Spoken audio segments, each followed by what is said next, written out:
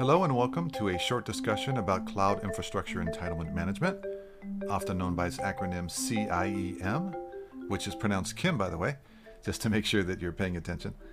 Joining me today to discuss CIEM is DJ Morimano. DJ is Director of Identity and Access Management Technologies, and he is also a leader in our advisory practice. So DJ, welcome. Let's jump right into it. Maybe you can start with defining what CIEM is and what some of the key components are within CIEM.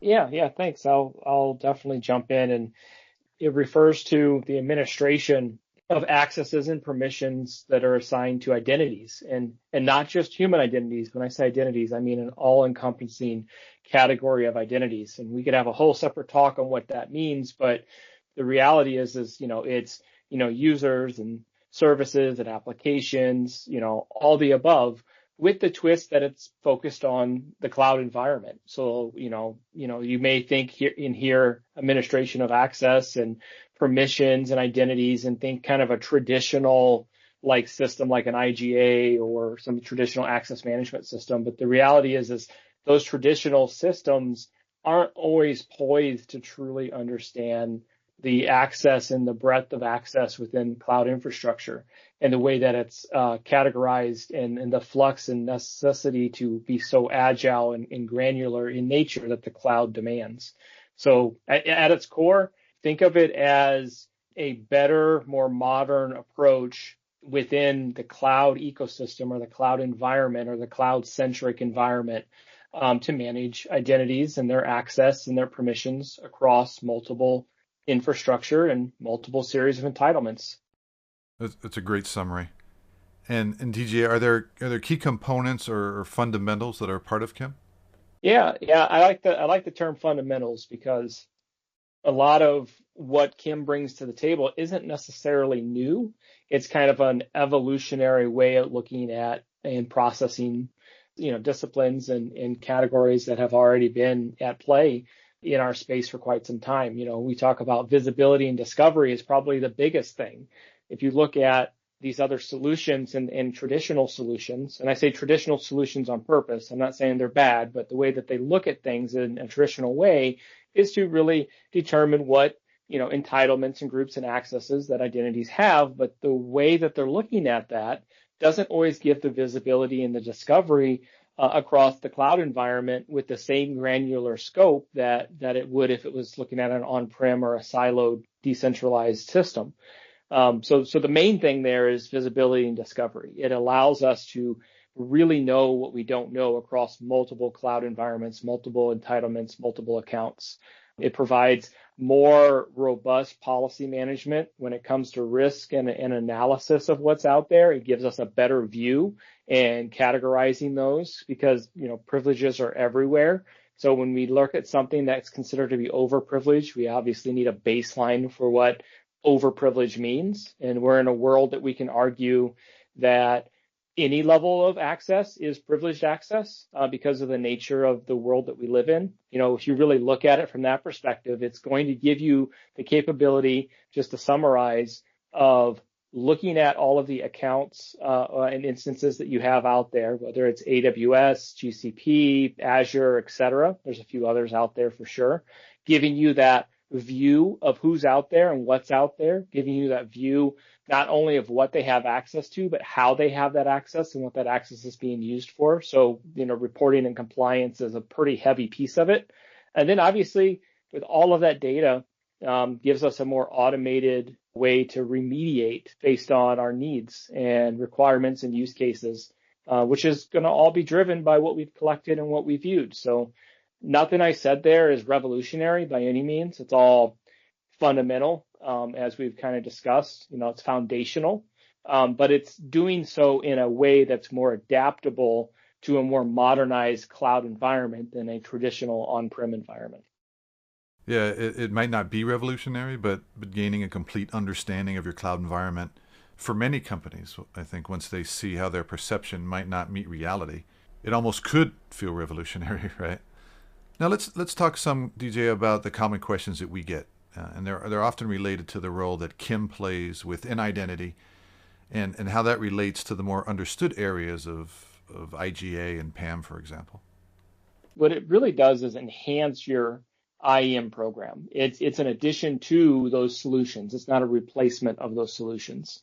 Everyone talks about that single pane of glass or that central view, for quite some time. That's been lacking, to be honest with you, in the cloud space. So it adds that new pane or that view into that world, and then it allows us to have more dynamic adoption and inheritance across this dynamic and ever-moving world, which is the cloud. If you really think about the role that it's playing, is it's allowing us to finally put proper visibility and control in the cloud realm for our identity programs, which frankly, a lot of the traditional, more mainstay solutions, as they sit today, and we'll probably talk about this, they're evolving and changing, but as they sit today, really don't look at the cloud the same way. They leave a gap, and that's what CIEM does. It fulfills that gap. You mentioned the identity ecosystem, so let's talk about that. It's a space that has always evolved very fast, but I think that's especially true over the last year or so, and you're certainly on the front lines of that. So talk about what you're seeing and how the market is evolving and thinking about CIEM. A couple of years ago, nobody was talking about CIEM. Everyone knew that there was issues within the cloud environments, and we had this need for cloud infrastructure entitlements management. But at the end of the day, CIEM wasn't part of the normal identity discussion and cybersecurity discussion. But if you look at what's happening in the landscape, if you look at some of the vendors out there that provide those traditional identity products, they're all moving in the direction of having a CIEM offering. And I think that's just testament to say this is an issue that the industry is recognizing, and vendors are coming in like they traditionally do to try to provide an answer. There isn't one magic bullet. There isn't one answer for all. There isn't necessarily a product better than another product. I'll always argue you never start the conversation around the product. You start the conversation around your challenges and your approach and the things that your environment needs, and talk about your gaps. And then let's talk about the tool and how the tool can help. And maybe you don't know your gaps. So we come in a lot of times and do this assessment, and through our assessment, we'll do a scan of your environment and we'll build you up that picture so you can identify those gaps and ultimately lead you down the path of a tool. Yeah, there's probably no better indicator of the importance of a topic than when some of the big players in the space start to address it and spend their own money on it, right? So as part of your work in the advisory practice, DJ, you talk to a lot of organizations about CIEM and help them address it. What are some of the typical challenges and the roadblocks that you see companies face when it comes to addressing CIEM? Yeah, one of the problems that frankly is still an issue and challenges is CIEM is still new. So one of the challenges is just making sure that the organization understands that CIEM is something that, they need in their program and what it does and what it is. And once we get past that, right, once there's some sort of understanding, one of the other things is a misconception of the fact that their cloud environments are already secure. They're already, strapped with armor, and they're ready to go to battle with all those threats that are out there. It's getting past the fact that they may not be as secure as they think they are. And what CIEM helps do is actually start to highlight those areas. So once we can kind of get them to understand that they need to take on at least some sort of discovery of what is really in their environment and what really people have and what they're really doing with it, it almost always turns out that we're highlighting something they weren't aware of, which brings me to the kind of another challenge, which is the lack of visibility. I can't count how many times I talk to an organization and they're not aware even of how many AWS accounts they have because developers have spun things up, or some group has spun something up, or they're unaware of what their application accounts are being used for, or the overprivilege of certain entitlements and certain things in the organization.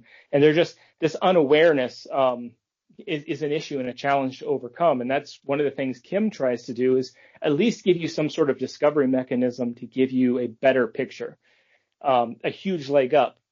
One final challenge I just want to throw in there is, if we can get past all of this and we can get to the point we've got CIEM in the environment and we're starting to find and remediate things, there's an ownership crisis going on in the identity space as a whole. Who owns identity? Who's responsible for the remediation? Who's responsible for the traditional sense of onboarding and offboarding? And we're already struggling with, do we have enough resources? Do we need to go manage services? Do we need X? Do we need Y? And now we're throwing something else in the bucket, and people are saying, how can I do that? I'm already strapped for resources. So that's another challenge that we typically talk through. And when we come in and do advisories, we hit every one of these at some level and actually go well beyond these challenges to help discover, everything that needs to be at the table, build a proper narrative around it, and kind of help you sell your program and get value out of it. Yep. And that is a perfect lead into talking about the work that you and the advisory team does. So I believe that we now include CIEM in most of our advisory work. Can you talk a little bit about how you approach that work and how CIEM fits into it? Yeah, so a lot of times when we come in and we do our advisory work, we already know that every organization is going to be unique and not every approach is going to work for everyone. We very much pride ourselves on making sure that we're not delivering something that's cookie cutter, because that frankly isn't going to work. So when we come in, we're trying to identify what's unique, what's the standout, what's then the drivers and the challenges, everything we've already discussed. Get that in some sort of narrative and some sort of view. But the reality is once all that's done, once that's on paper and we hand you a report, I can't count how many times I've come in to an organization. They're like, well, here's the roadmap or the report or a maturity from another organization.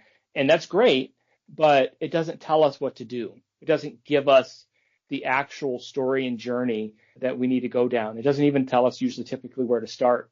So we want to lead you through this advisory effort, with just that, an actionable roadmap, an actionable strategy, a paint by numbers journey that you can take on. And obviously there's going to be adjustments as that occurs.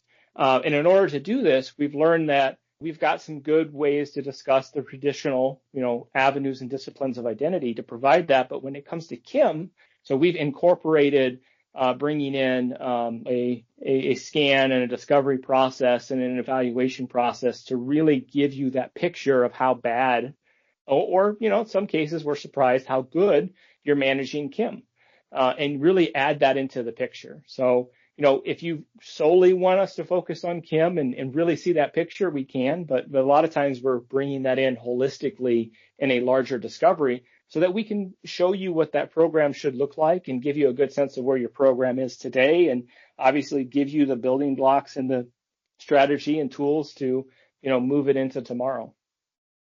Well, maybe we can end with a piece of advice to companies that are thinking about addressing CIEM. They understand that they need to, but they aren't sure the best way to start or where to start.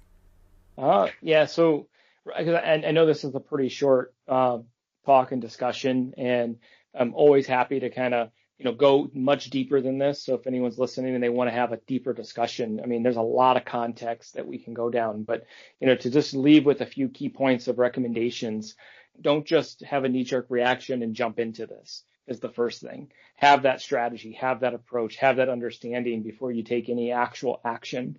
And obviously we can help with that. And there's other means and ways to get that information.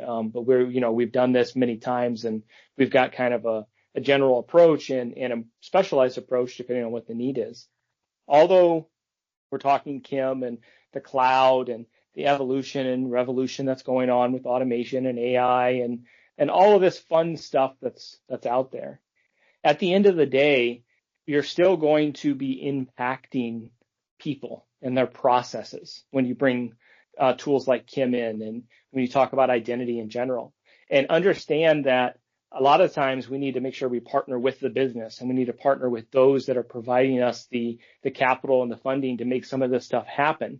And I like to say that security a lot of times and IT a lot of times is a mirror of the business. When they bring something in, we've got to support that. We've got to secure that. And the road needs to go the other way. When we try to bring in new practices and new approaches, we need to make sure that they're at the table to give the proper input.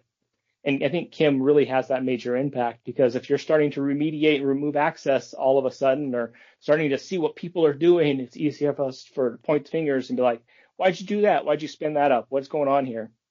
And although they're good questions, our approach is really important. Sorry, DJ, I didn't mean to step on you there.